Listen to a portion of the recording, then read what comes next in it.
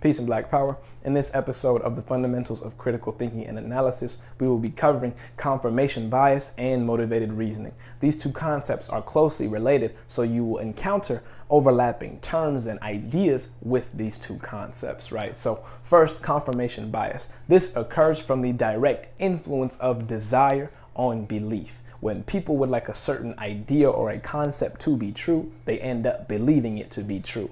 Oftentimes, we as flawed, imperfect humans, all we need is the desire for something to be true, and in our minds we will develop the conclusions that it is in fact true, right? This is the to be motivated by wishful thinking in a sense. And what happens is this error, this influence of desire on belief ends up leading to an error in which the individual stops gathering information when the evidence they have gathered so far confirms their views or their prejudices of what they would like to be true. So it's like if I were to be presented with a particular position that I disagree with or conflicts with my own belief or my own attitude, I will scour for evidence and for information, right? Failing to check the accuracy of it. And as soon as I find what I need to dispute, right, that person's argument or that position, as soon as I find that evidence that confirms my own position,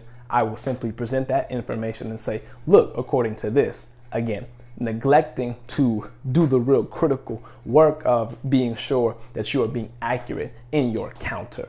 Once we have formed a view, we embrace the information that confirms it while ignoring or even rejecting any information that may cast doubt on that particular view.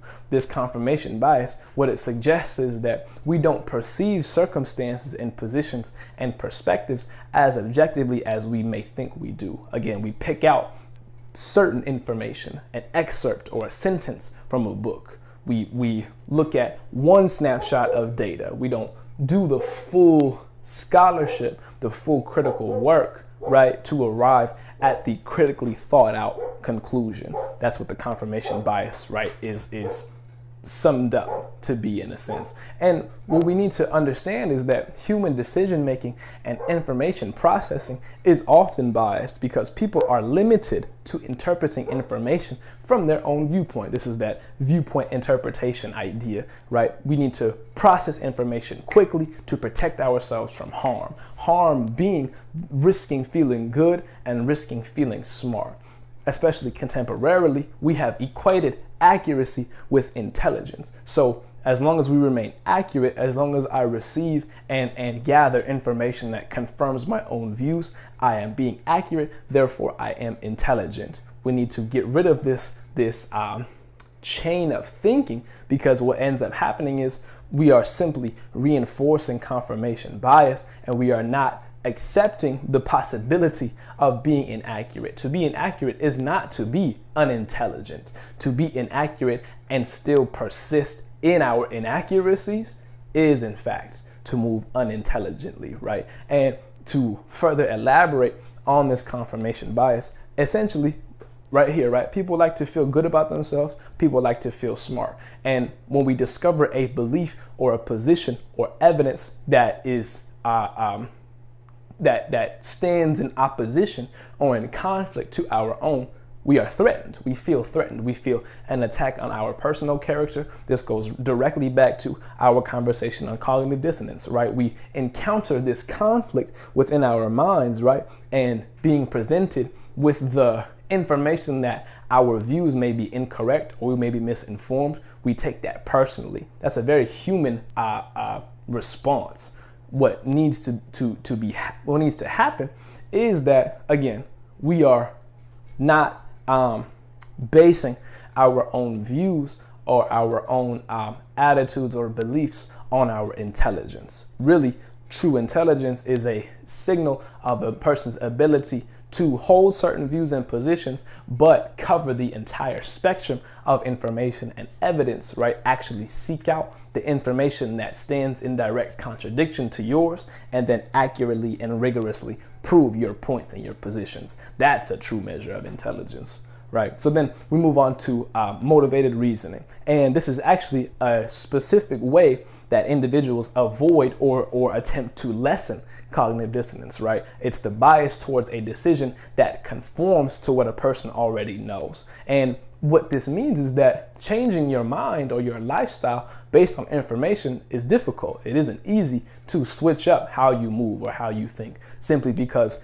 information you received is in conflict to how you've been thinking or behaving, right? We prefer the mental shortcuts because what that does is we are able, back to the conversation on cognitive dissonance, we are able to maintain that narrative, right, that is coherent to us as people, right? And ultimately what happens is that there are different conclusions that cause motivated reasoning to really spark, if you will.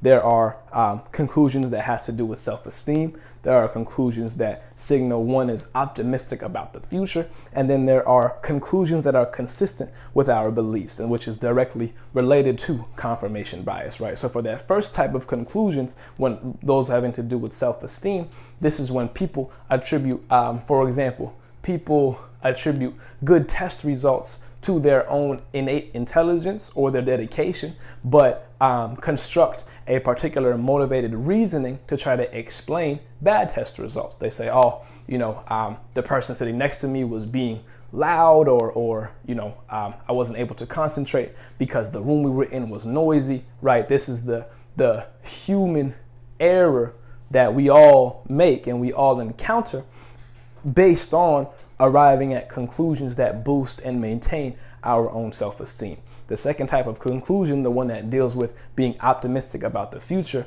this is back to the conversation on cognitive dissonance with the example we use of the person who smokes cigarettes, right?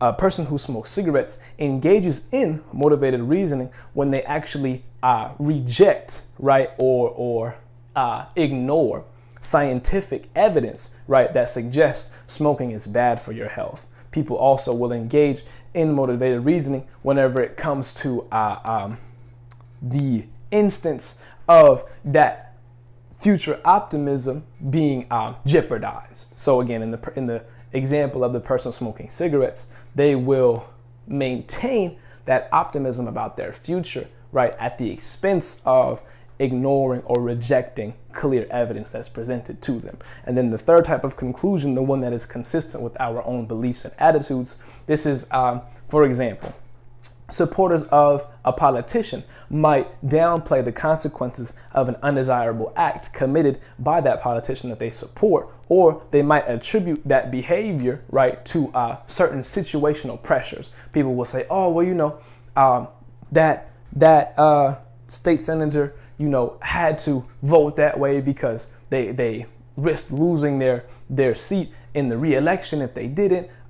People will say, Joe Biden wrote, the 1994 crime bill because crime was on the rise. That's a direct example of motivated reasoning that is sparked, right, by a particular conclusion that is consistent with beliefs, that is consistent with values, right? So with those types of conclusions that cause motivated reasoning, we also have three specific mechanisms, right, in which motivated reasoning can be employed. First, we have the skepticism, motivated skepticism. And this is when an individual may examine information that is consistent with their preferred conclusion less critically than they were to examine information inconsistent with their conclusions. So it's in the instance of you are holding a particular position, let's say on the significance of participation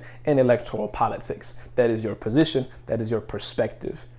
When one engages in motivated reasoning through this motivated skepticism, you are more willing, right, or you go harder at trying to prove people who oppose you wrong than you are to affirm your own position. That's a case of motivated reasoning. That's a case of motivated skepticism, right? People also view arguments as stronger or as more persuasive if their arguments happen to be consistent with their preferred conclusions than if the arguments that are inconsistent with their preferred conclusions are presented to them. So if you were to hold a particular position on participation in electoral politics, right, you said we need to get civically engaged, we need to vote, XYZ. That's your position. And I were to come and say, hey, maybe participation in electoral politics is not the way to go about doing things, right?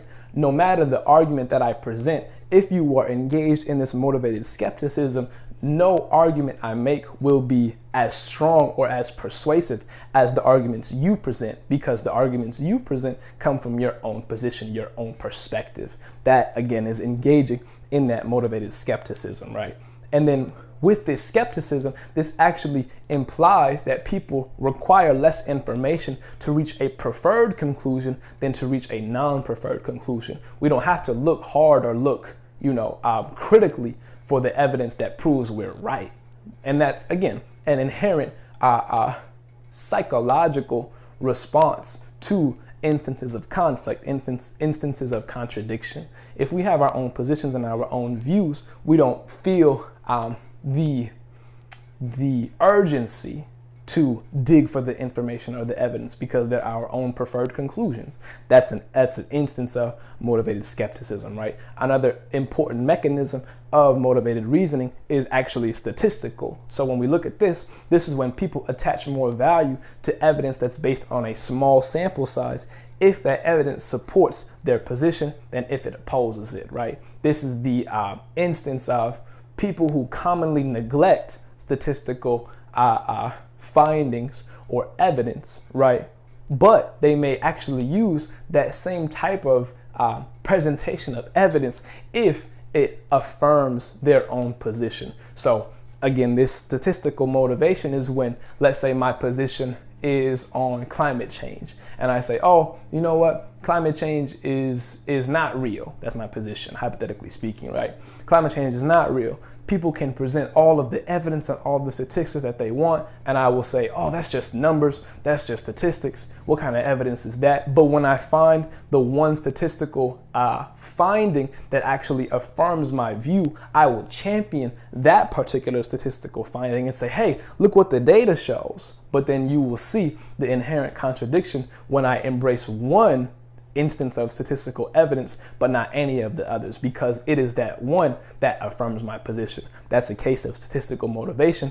That's motivated reasoning. And then we have the last mechanism. This is memory motivation. This is when people may need to retrieve information in memory. So the search for information may be biased towards retrieving or finding information that is consistent with our preferred conclusion, right? This biased search may be because of people's preferred conclusions function as hypotheses to be tested, and that people often exhibit a confirmation bias in hypothesis testing, right? This implies that people may more readily come up with supporting arguments than with arguments that are not consistent with their preferred conclusions. Again, we don't like to be proven wrong, and there's nothing necessarily wrong with not wanting to be proven wrong. Where we fail to embrace true critical thinking and true intelligence is when we absolutely negate the possibility of being proven wrong, of being presented with contradicting evidence, right? This memory motivation is another mechanism of motivated reasoning because, again, it implies that we are more willing to look for information that supports our own arguments than we are to look for information that may not. And again, these are errors in human reasoning. We are inherently flawed as human beings. There is no perfect scholar or no intellectual that is above critique, right? We are all learning and growing as scholars. It's important that when we learn about confirmation bias, when we learn about motivated reasoning, we are doing so with the first intention being to apply that new information to the way that we learn, the way that we think ourselves first, and then when we teach other people, when we share the information with our peers. That's what the true purpose of this series, The Fundamentals of Critical Thinking and Analysis, is designed for, right? We are not coming up with this information to exchange and say, ha, go throw this in the face of somebody who is wrong on Twitter. No. Again, if we look at the intended outcomes of this series, collective accountability, right, principled correction, and intellectual muscle, let us not lose sight of the ultimate purpose, right, or the overarching objective, and that is so we as an African people can build our intellectual muscle in order to face our enemies with fortitude. right? Confirmation bias and motivated reasoning are two very, very critical concepts that we need to study thoroughly to get to a point where we are sharpening our own critical thinking skills and we are sharpening our collective critical consciousness.